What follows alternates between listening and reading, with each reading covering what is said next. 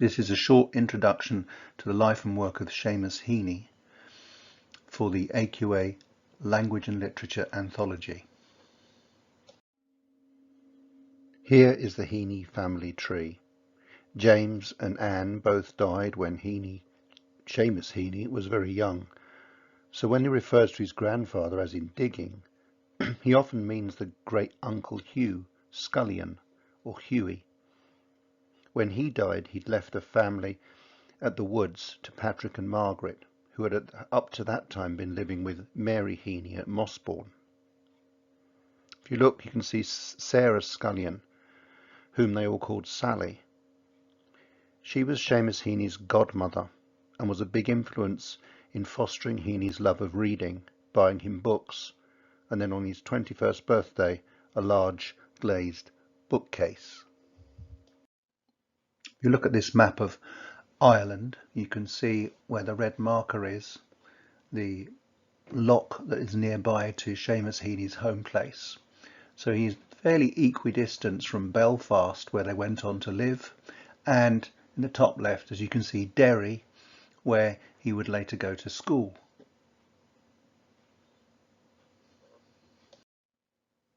In this picture you can see a more detailed map of Northern Ireland itself, and if you look now you can see the red ring which marks the villages where Seamus Heaney was born, grew up and spent a lot of his life. And indeed the family homes are still in Bellaghy, and the museum dedicated to his life and work has been constructed there. So in the picture on the right you see Loch Nia as it is, a large expanse of water nearby, and that is central to Northern Ireland. Seamus Heaney was born in 1939 in Mossbourne, a thatched cottage, as you see in the picture, which is central to the ringed area.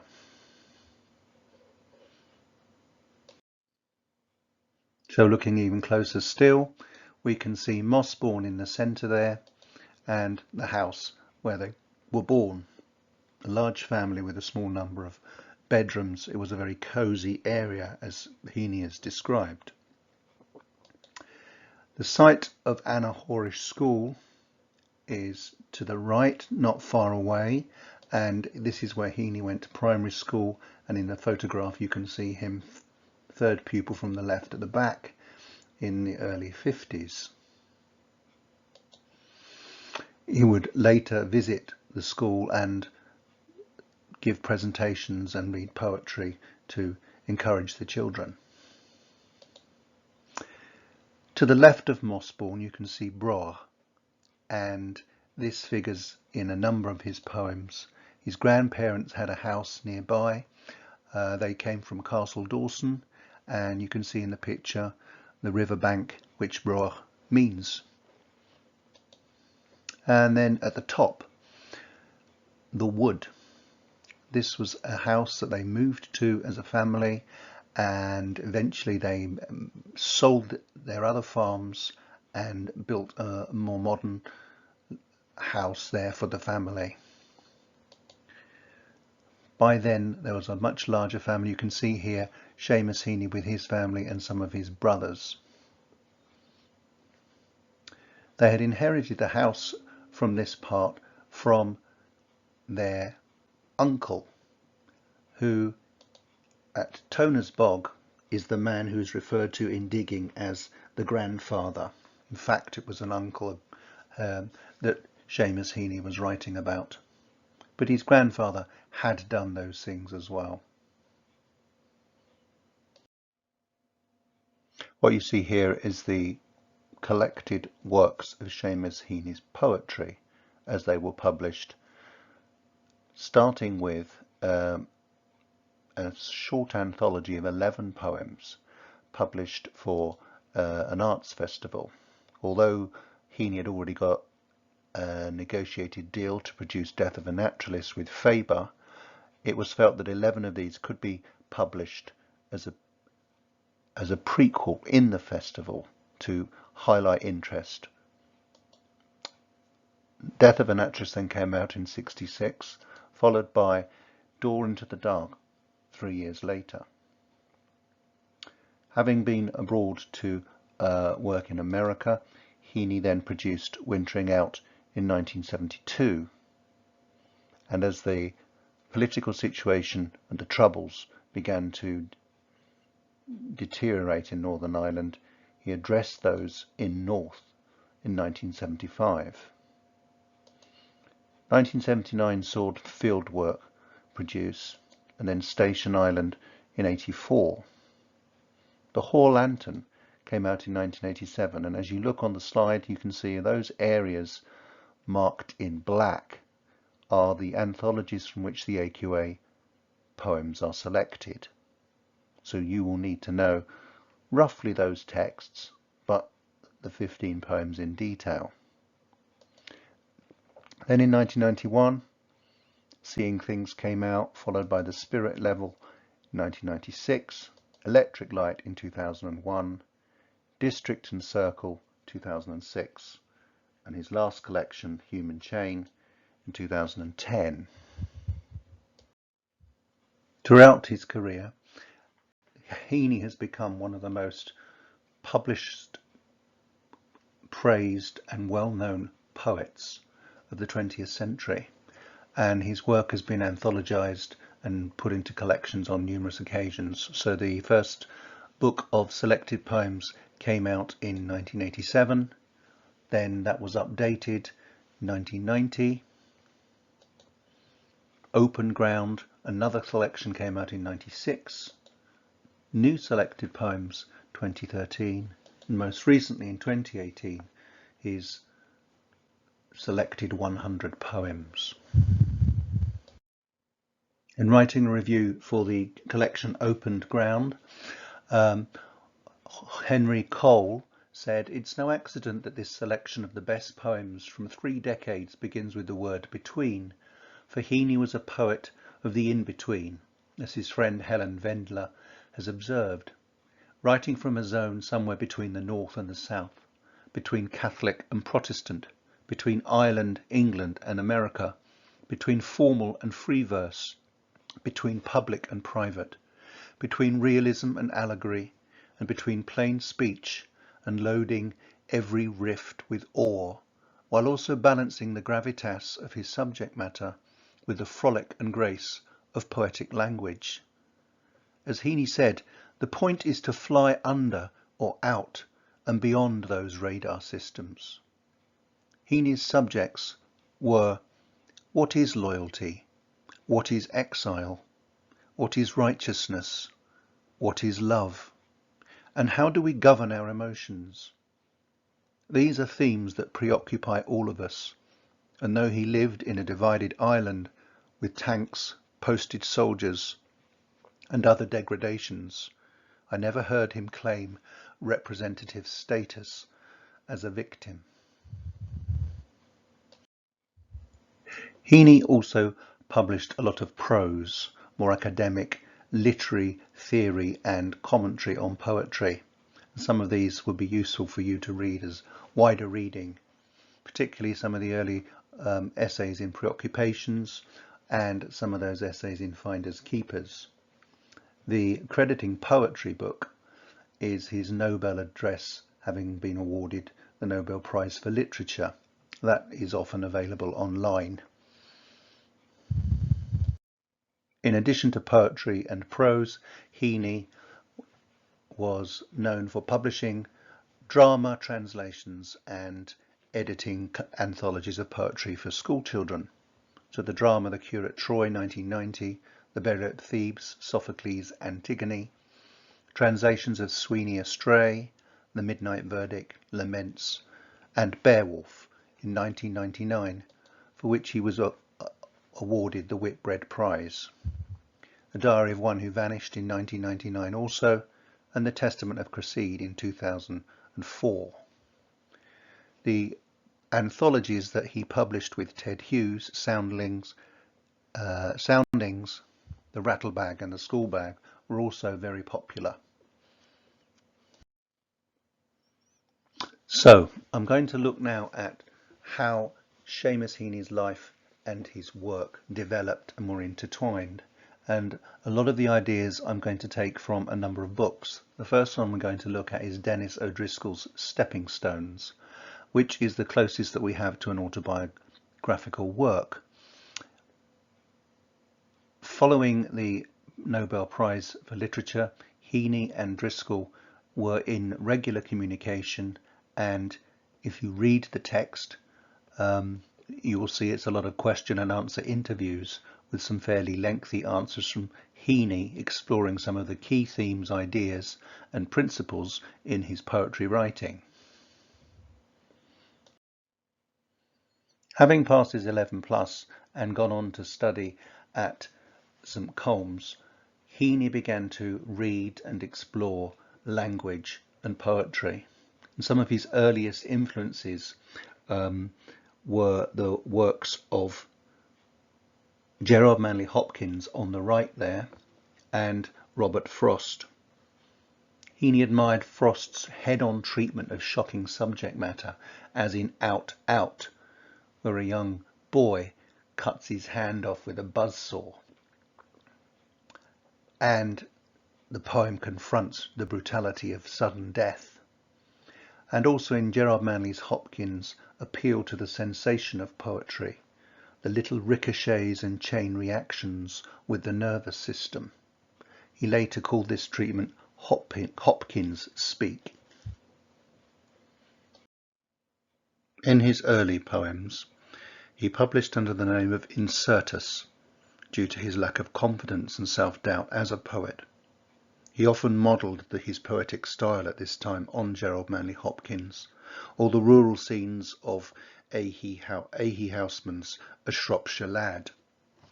At St Colm's School he'd been studying to develop his knowledge and understanding, as was the custom, and it was assumed that many would go into the priesthood. But he decided to go to Queen's, and that was the equivalent of going out into the world, into a more secular world. It was perceived to have threats of the world, the flesh and the devil. But he explored there the modern poetic thought, and there was a challenge to standard English and iambic pentameter when he read the works of Lawrence, D.H. Lawrence or Ezra Pound. But he also understood that the poets should hit the stride of living speech.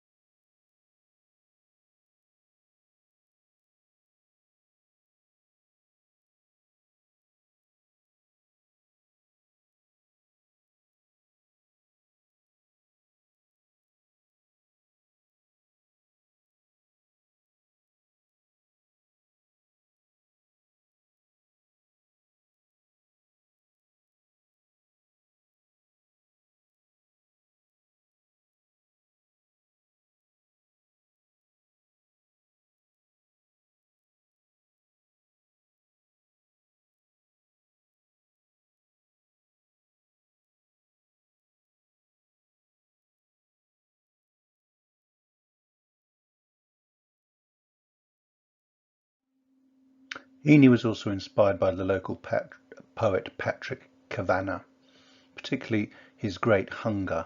Here are the opening lines.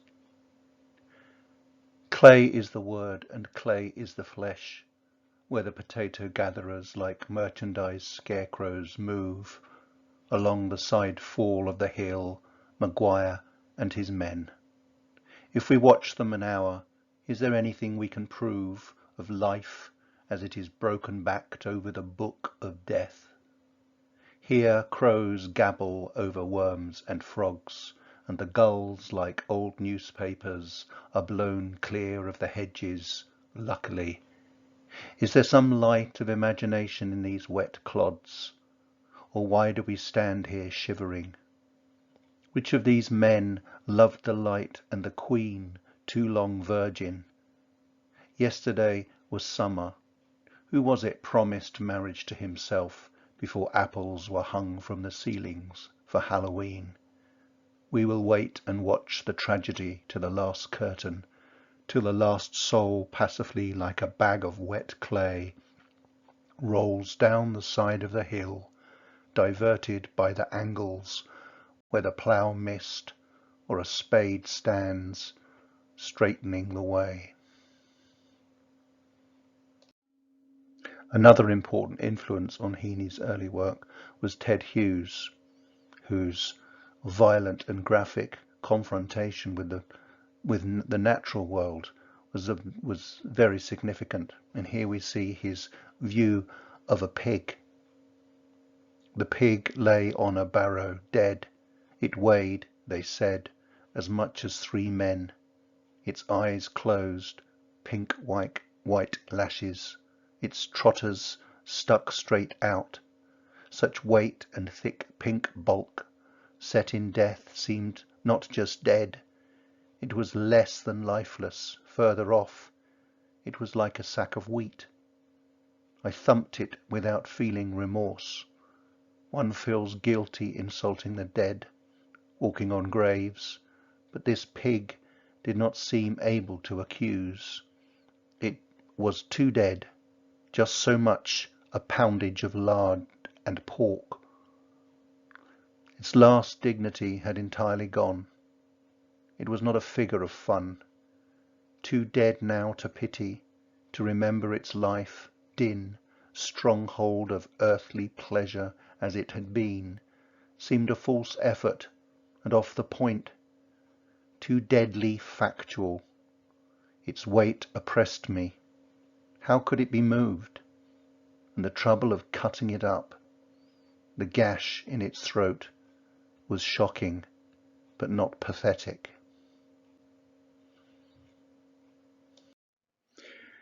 In response to Ted Hughes' view of a pig, Heaney produced Turkeys Observed.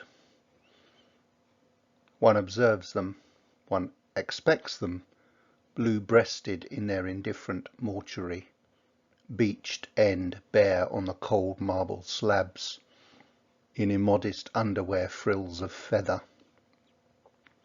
The red sides of beef retain some of the smelly majesty of living.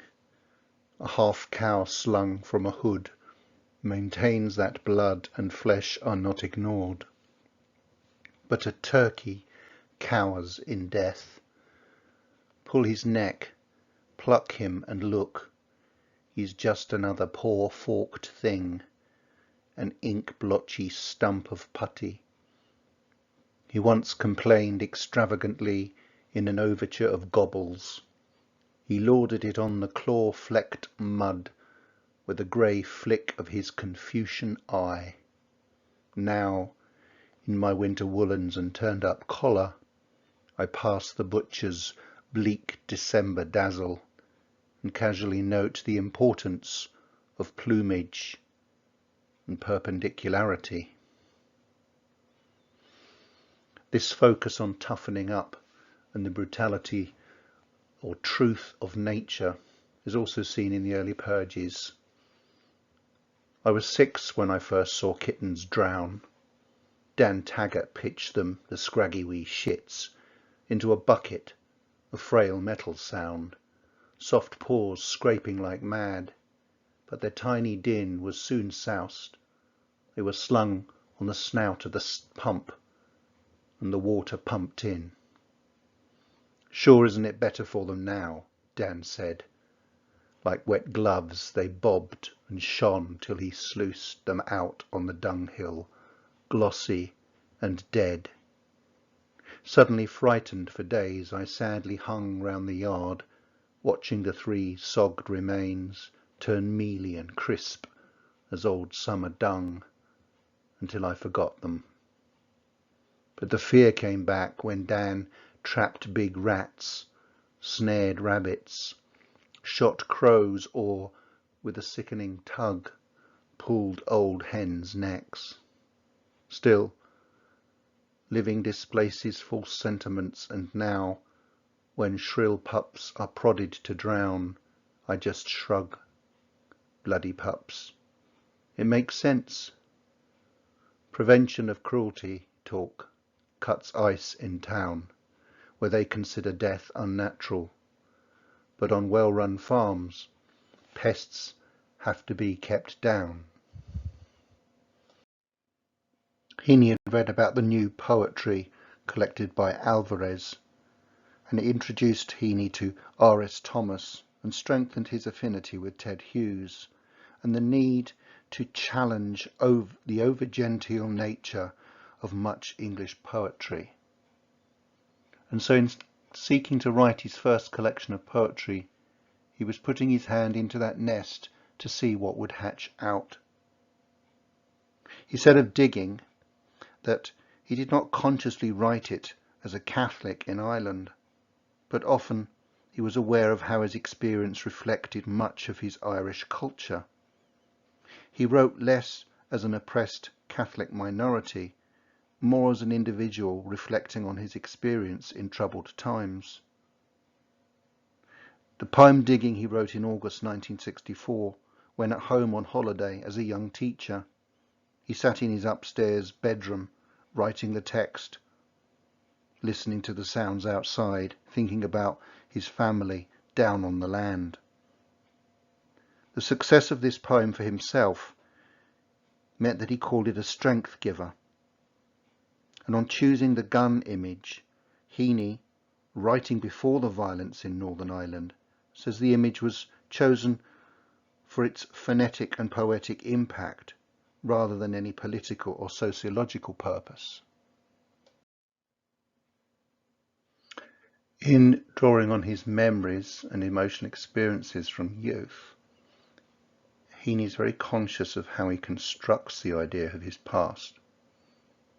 Midterm Break, he wrote on a February half-term in 1963, and it grew just from a memory and recollection of his brother's death. And in writing about his father, he was concerned about the anxieties of exposing family situations, reconstructing them in a text and sharing them. He was concerned about his status within the family, having left the farm, left the home culture and gone off to study. But he was often teased and mocked by neighbours or family. He never knew how his father would react to the poem follower.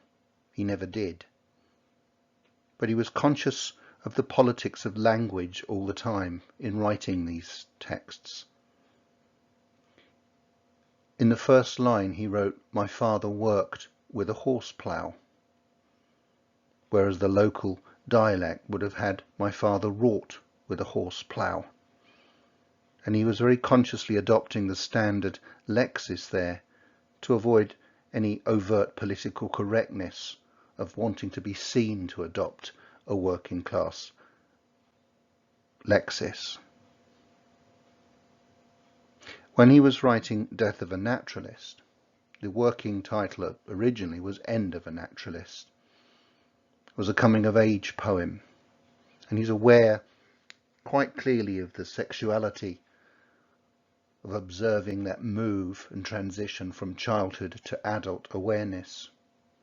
And at the ends, the mud grenades he saw as a sexual pin just waiting to be pulled. At the end of the collection, he ends with a personal helicon. And just as he started the collection with the metaphor for writing, with digging, now he ends with sound, setting the darkness echoing as he recalls being a boy, shouting and screaming into the wells to set that darkness echoing and reverberating. Now he looks into his personal helicon, and the text sets his world echoing. At the end of the 60s, having published his first collection, Heaney decided that he had to make a conscious decision to take a deep breath and start again. He had no work held back for moving forward. So when he starts his second collection, he has a conscious focus on disciplined writing. It is a first determined effort to be aware of the need to stay true to the ground of memory and sensation. But he was also wary of not reaching enough self-forgetfulness to appeal to others. After the first collection, Heaney shifts more from the first-person pronoun, his autobiographical poems, to adopt the plural we. And in this voice, there's an awareness of adopting a representative voice of the people of Ireland. He had a conscious desire not to voice his political protest in English, rather to adopt the English poetic tradition and absorb what he called our own particular eccentric experience, the experience of the minority, Catholic, discriminated against in Northern Ireland. At the end of this poem, the poem Bogland appears. It's placed at the end, and it adopts yet another metaphor for poetry writing, digging down beneath the bog to discover what is there of the past, of the people, what has remained. He wrote this. It came to him when he was actually in London. He was dressing for a fancy event, and the moment of actually putting his leg into trousers and pushing it down deep into that darkness brought to him the poem, Digging into the Darkness. He said it was a matter of waft rather than word choice, that something intrinsic in him was released at that moment and inspired him to write the rest of the text. From 1969 to 1970, Heaney was poet in residence at Berkeley University, California. He returned to Belfast in the summer of 1971, and he chose the title Wintering Out to suggest cattle, surviving the winter, the harsh times, standing under a hedge and enduring. He reflects the situation in Ireland which had deteriorated. 1971 was to become the year of Bloody Sunday and Bloody Friday. He'd originally wanted to call it Winter Seeds, after the seeds in the stomach of the Tolland man, but he reviewed this as the tensions in Belfast increased. He wanted to avoid direct comment so as not to overinflate his own status and his role. But he spoke of the need not to necessarily address politics directly, as he and fellow poets, whether Catholic or Protestant, saw poetry as having a sense of a paradigm of good politics. Wintering Out has been said to be a shift in Heaney's use of words towards the notion of the phonetic as subject matter. From now on, the sounds of the words, the music of the words, were as much as important as the subject matter. Heaney would go on to call this languagey poems. In the place poems that we see here, Heaney explores the dinshaunchas, the conscious mythologizing of place, and creating a phenomenological landscape. We see this in Anhorish, Tomb, and Broch. There is a phenomenological landscape that crafts the sense of place through the phonemes. Heaney said it was a kind of meltdown of memory stuff and the myths of belonging, the ultimate Frostian sensation of the poem coming to itself like a piece of ice on a hot stove. In 1972, Heaney wrote in The Guardian that the secret of being a poet lies in the summoning and meshing of the subconscious and semantic energies of words. And so he begins to use more dialect words that colour and pervade his lexical landscape. But he avoids words that he does not own or use naturally. The energy and life of his language choices must remain vital. So in Broach, for example, you have the title itself, which means riverbank, and the word Docken. Neil Corcoran called it a linguistic paradigm for a reconciliation beyond sectarian division, as linguistically both Catholics and Protestants used and understood these words.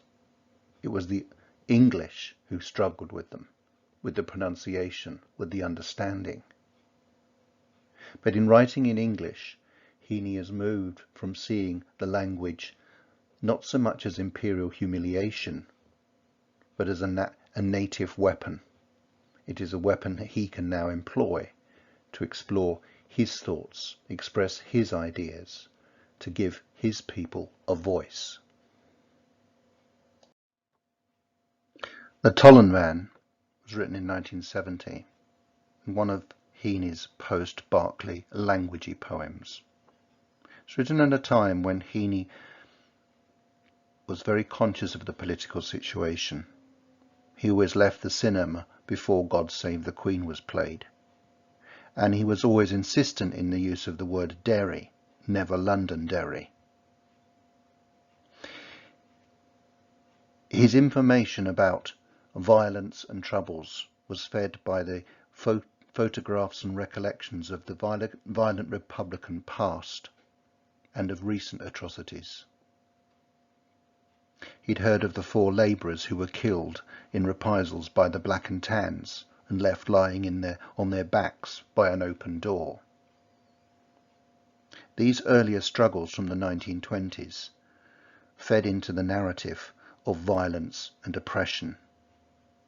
And in the Bog poems, Heaney suggests he's not making a direct political comment on the Troubles, but he's reflecting on the themes within their context. As such, poems like The Tollen Man and Punishment have a right to their own life as poems first. He says it is to alert us to the situation rather than to address it. Hence he proceeded with great care in writing and presenting poems to the public about political issues. Having spent a year in America, Heaney, Marie and the children moved back to Ireland, settling in the south near Wicklow. Heaney's move came with a new creative vitality. His time in America had awoken him to influences of native voices, which found realization in Strange Fruit and Punishment, among others. Wicklow was to be his most intense period of writing. In The Tollen Man, Heaney had crossed a line into a more mythic style. But poems were not simply political statements. He said the anchor of poetry had to be lifted off the bottom of the ear and should drag a certain amount of your inwardness up along with it. Later, in The Hoar Lantern, he would move further still into parable-like poems. Many of the poems in Fieldwork from 1979 adopt a greater concern with form. There are sonnets, quatrains, some which rhyme but many more that don't. Heaney says he saw Kavanaugh's Great Hunger as head-on, as cold-breathed and substantial as the stuff the potato digger was kicking up from the drills. Kavanagh walked into my ear like an old-style farmer walking in a field. It is the veracity of sound that evokes the vitality of the poetry. Heaney was aware of the need to sound natural, that this is a stylistic achievement too. He was aware of the need to sound artful rather than artless. And so he awoke to the articulate energy of poetry. In the 70s he had read and studied Yeats, and he was struck by the way Yeats had that marvellous gift for beating the scrap metal of the day-to-day life into a ringing bell.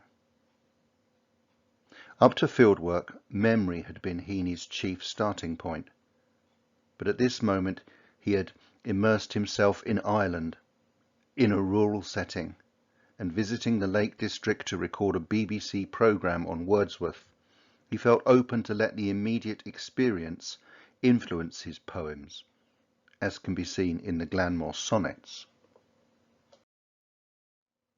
The Hoare Lantern appeared in 1987, but a shorter selection, entitled Hailstones, had been printed in Ireland shortly before. The poems explore the idea of a loss of faith or faiths, even as a hailstone melts, the melt of the real thing smarting into its absence.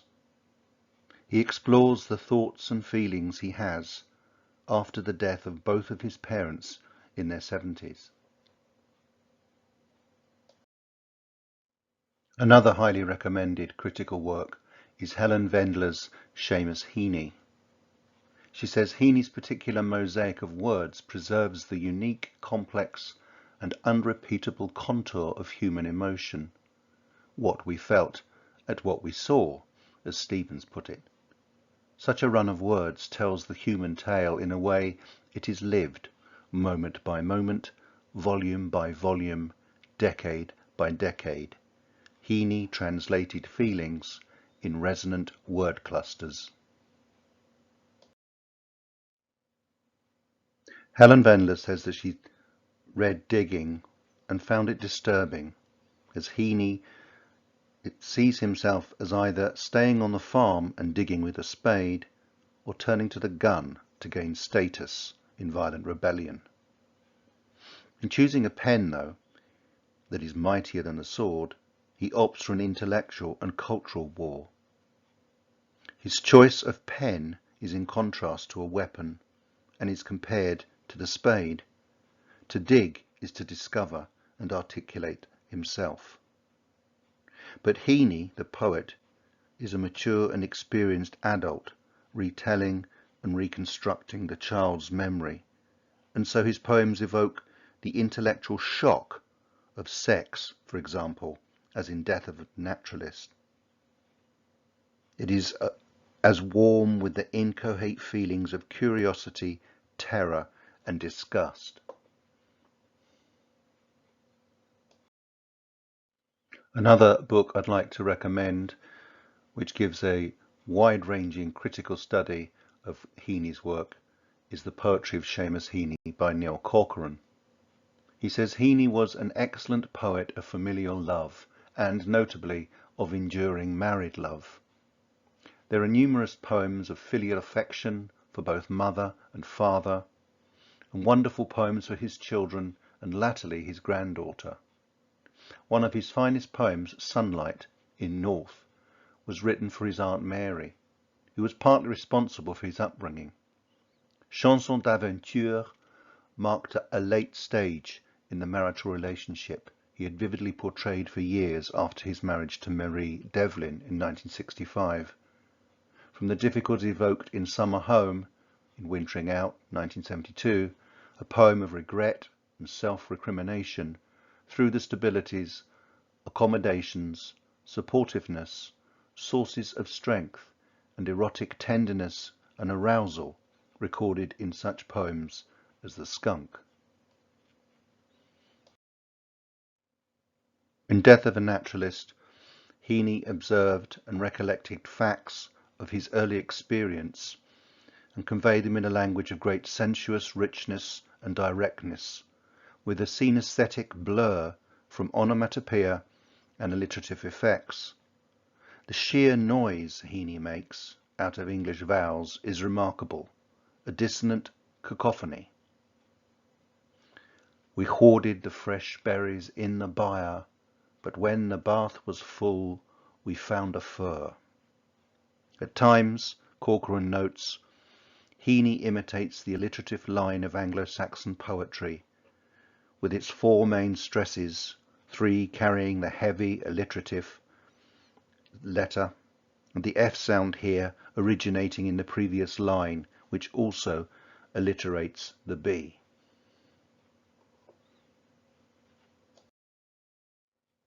Corcoran recognises Heaney's adoption of the combative sounds of Alvarez's new poetry, in wanting to go beyond the gentility principle. And like Hughes, whom Heaney admired, there is a sense of pastiche at times as Heaney adopts an anthropomorphic sentience for his turkeys observed. In Digging, the shift between the interior voice of the poet and the exterior representation of self also echoes Hughes. Kavanagh liberates Heaney, though, to see Digging as a worthy subject for a poem, and the entire final collection of Death of a Naturalist is a homage to Kavanagh.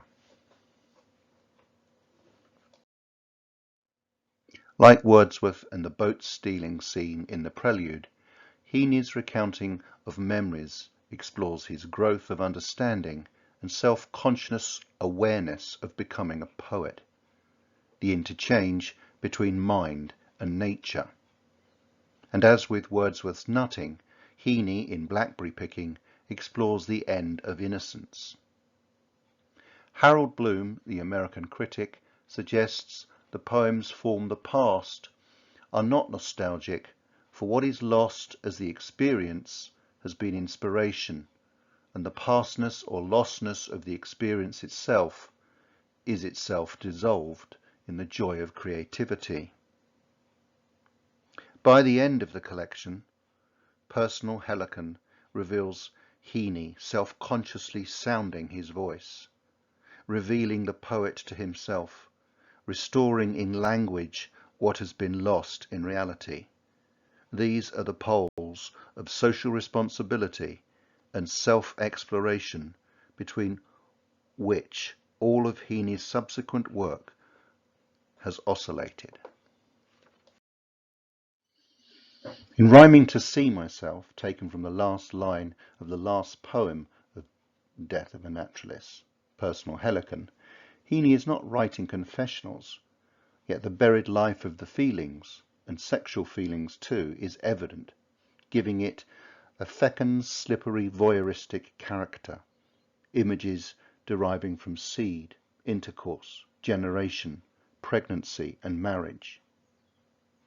Heaney's awareness of self is shown in Poet as a driver, and he imagines driving to Aarhus, or he recounts his night's drive in Night Drive through France, and both are tense with the anticipation of what is to be encountered at the end of the journeys. It's an expression and realization of self, and a consummation of knowing and understanding. In Broch, his place name poem, he introduces the dialect words of rigs for furrows, docken for dock leaves, and pad for path. The final syllable unites the Irish against the British who struggle with the word, but he also recounts the imprint of the black O, the heel mark, the visible place and the place name are being self-consciously translated out of the actual topography into what we might call the topography of the poem. Place and experience become narrative and text, an act of self-reflexive figuration. In Hailstones, this sense of the self in the writing, that language is a system in which human subjectivity is itself subscribed, is developed. So being hit by hailstones is likened to the making of the poem. I make a small hard ball of burning water running from my hand, Heaney writes. The poem is not an act of consolation for such loss, the loss of innocence, or his past. It is a poignant reminder of the loss, the essentially unrecapturability of deeply mediated personal experience.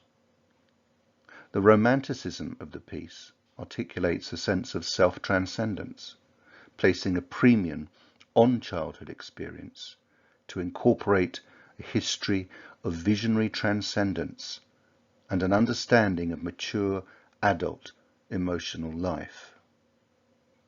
Hailstones itself turns lament into comprehension. Its final image is a submerged metaphor for this act of mobile writing, which lays its own perfect printed tracks in the inevitably disintegrating slush of the actual. Seamus Heaney died on the 30th of August 2013 from the complications of a stroke. His last words to his wife were, "Do not be afraid."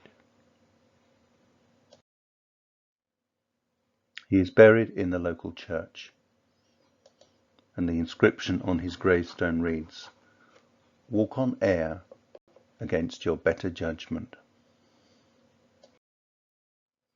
A local museum and centre has been established to remember his work, his life, and his inspiration to many.